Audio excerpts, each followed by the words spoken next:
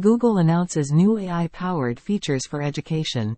Google announced a bunch of new features for classroom management, accessibility, and AI-powered features for creating questions and lesson plans as part of the BET EdTech event in the UK.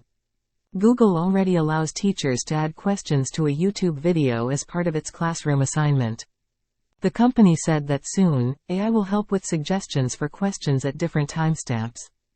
The company first announced this feature in June 2023.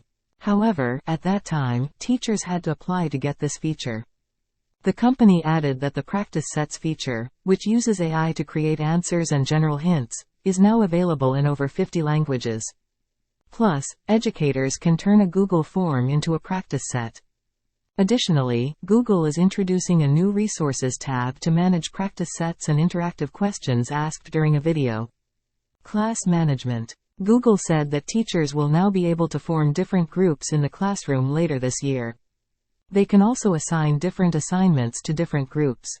Plus, they can use the Speaker Spotlight feature in Slides to create a lesson with narration along with the slide deck. Please like, comment, and share this video and subscribe to my channel Smiley Face. Thanks for watching.